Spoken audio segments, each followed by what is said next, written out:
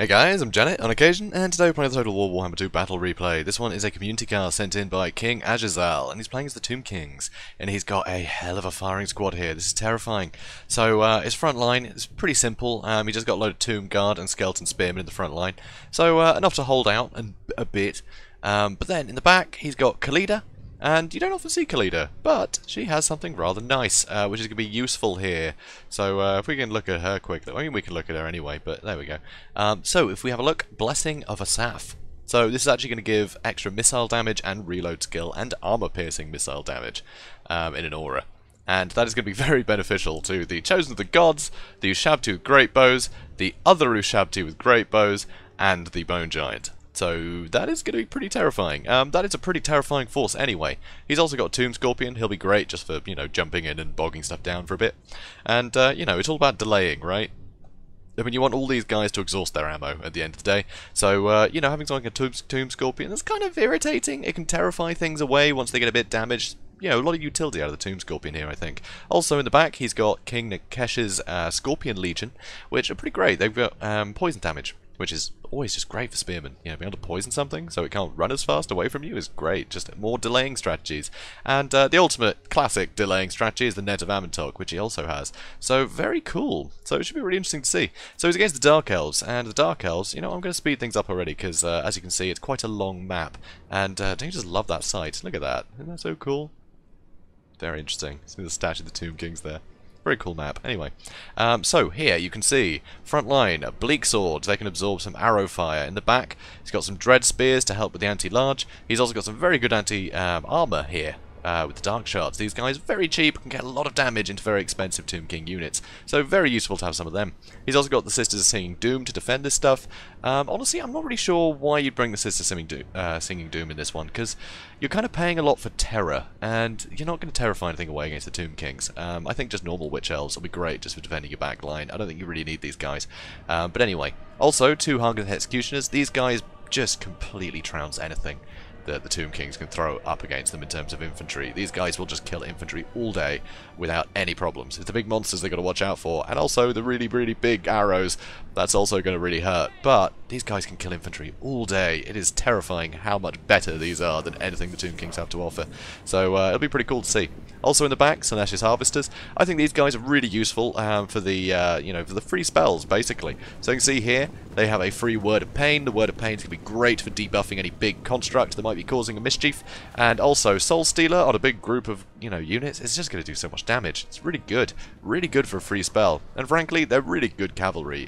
Them charging into the backs of, you know, enemy units, they're really quick. They're just really good for cycle charging. I really like them. Also, he's got 2 of these Cold One Knights. These guys, anti-large, armor piercing, always going to be very scary. He's also got Malekith on a Cold One as well. So here, the Bleak Swords are taking the brunt of the fire at the moment, which isn't totally necessary, but you can see King Ajizal is swapping to the Hardened Executioners. I think he just wanted to do some damage to the Bleak Swords, that way he could jump in with the Tomb Scorpion and terrify them away nice and quickly, while he focused fire on the more important targets. So you can see here, the Executioners are taking a huge amount of damage. Pretty brutal. But I've got to say, these guys still seem to have that issue that artillery used to have, where they shoot the edges of edges of units a lot, which is a bit of a pity. It's still getting a lot of work done, but I mean, look at that. All of the shots just on this one guy. No, shoot at the middle. Come on, guys. But anyway, that's besides the point, I guess. But getting some really good damage in, and they're going to get netted, which is pretty great. If anything, I might have just netted these guys and started shooting at them and let these guys charge in. I think that would have been more worthwhile, because you're netting a smaller clump, you know, they're only 2 ranks, these are 3, so each shot is going to do a lot more damage. And these guys getting in at full health is very scary indeed. But anyway, Bleak Swords did get terrified away, but now the Dread Spears are coming in, so the Tomb Guard are going to go fill up the ranks there, and you see the King Nikesh's Scorpion Legion are going to run off this side to try and stop these Dread Spears getting in. Unfortunately, these Skeleton Spearmen, despite their shields, these guys doing a lot of damage, but better the Spearmen than any of this back line. I mean, look at this.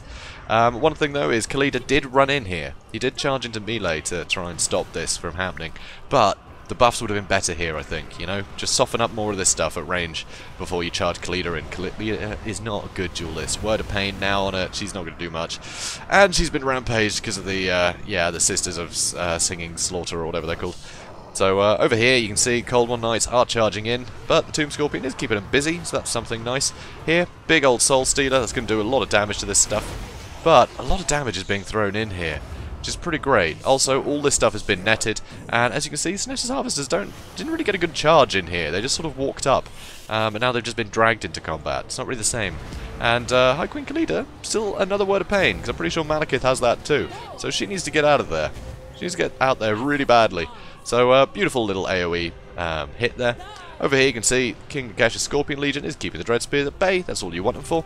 And these guys have just been under so much missile fire that they are getting absolutely devastated. So all of those great cav that would have been great snuck around the back and into all this stuff, gone. They're all getting completely devastated. They're not able to capitalise fighting the thing they really want to be fighting. Here you can clearly see the Dark Elf player just wanted to punch through this front line and leave these guys with nothing to defend them. But they're just taking too much damage here. They're taking far too much damage. So these guys still under attack. Pretty brutal. And you can see the Ushabti summon is available now. But no more healing for the front line. Realm of Souls has finished. So all of these Tomb Guard, they're really up against it right now. You can see here these Hargneth Executioners. Those are the ones that got completely torn to shreds before they got into combat. They're still going, which is pretty crazy. So over here, some Ushabti did charge into melee to try and finish these Dread Spears, but they're just not buckling quick enough. So yeah, kind of just need their, ranged fire shooting into this stuff. You see here, it does seem like they're backing up a bit.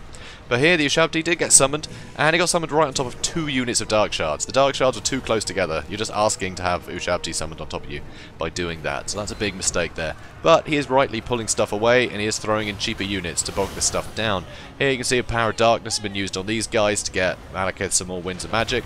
But Malekith is getting shot to pieces by all this stuff. That one hit from the Bone Giant did a ton of damage. Very scary indeed. But the Tomb Scorpion looks like he might have had it. So here, some of the ranged units are spreading out, so they can shoot from different angles, which is very nice. They can't all be caught at once. And yeah, good luck sending maybe 1 unit after each thing. You're just going to get killed, as you approach. You're not going to be able to get into all these engagements favourably with this kind of blob. You really want to just get stuck in with everything, have Malekith supporting everybody. But you can't do that if everything's spread out. So wise move, spreading out your range there. So here you can see High Queen Khalida, she is trying to deal with these Dread Spears. They just won't go down, which is pretty crazy. So here it looks like going to be another Soul Stealer, I believe.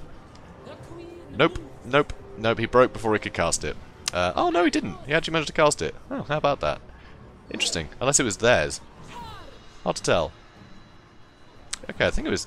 I don't know. Anyway, well, they got hit by it, so that's something. And unfortunately here, because of the Sisters Seeing Doom, this stuff is going to rampage, so we can't pull it out and start using the missile attacks again. But the Chosen of Gods did run out of ammo, so they've used all their shots, which is pretty great. So here, High Queen Khalida is going to chase off Malekith. He's not going to return from that, and these guys have been netted. So now, the Ushabti can just shoot into the back of them, and they will take a ton of damage. As you can see here, that is pretty brutal.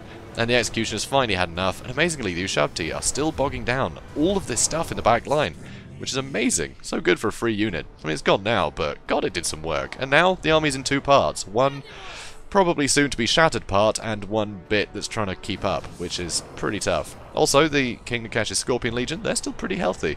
They can still weather a lot of damage here, so that's pretty great. Another beautiful shot from the Bone Giant there. Khalida, still chasing her mark. And you can see the Chosen of the Gods now charging into the Hargneth Executioners. They don't have the best attack stats, but frankly, given how healthy the unit is and how haggard that unit is, it's not looking good. So some more shots on this stuff, and morale is just too weak at this point. Everything's going to start shattering. There we have it. So, yeah, pretty cool to see, really, really powerful firing squad there. And with the buffs from Khalida, I think that's the only reason to use Khalida, to be honest, is if you want those missile buffs.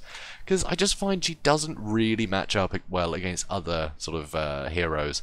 I don't know, she doesn't really pull her weight, in my opinion. Usually you have the tools to be able to kill her pretty quickly, because you're going to have your armor piercing, You're going to have things for taking out Tomb King Lords, and she's the squishiest, basically.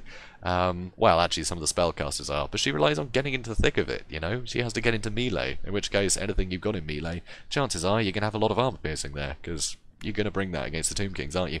So I just don't think she does particularly well, unfortunately. But those missile buffs definitely help. You can see, look at this, 74, 73, 72, 63. These were all against cold ones, and a lot of damage on Malekith as well, and a lot on the Executioners. But despite the crazy amount of damage that these guys took on the approach, look how many kills they managed to get. They just completely outdo anything in the Tomb King front line. It is absolutely crazy. You've got to be able to kill them at range or hit them with big constructs or something.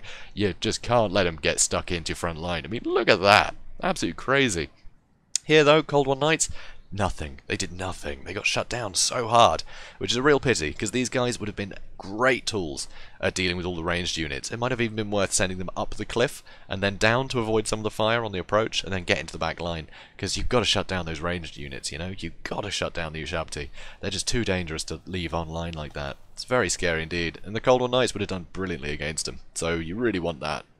You really want that working for you, you know? Snatches Harvesters, again, not many kills. They're great for cycle charging. I think he could have used the maneuverability to get in the back and rear charge some of the Tomb Guard, you know, get them to crumble quicker. They would have been a pretty big target for the, you know, all the ranged fire there, but as long as you get your Cold War Knights in the back line as well, it would have been alright. It wasn't that big a front line. You could have pinned it down, I think.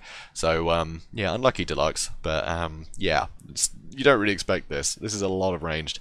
It's very scary indeed, and with the nets and all the rest of it, it's, yeah, pretty terrifying. So, King Ajizal, thanks for sending that in, and guys, if you enjoyed this, please do comment, like, and subscribe, and I will see you in the next one.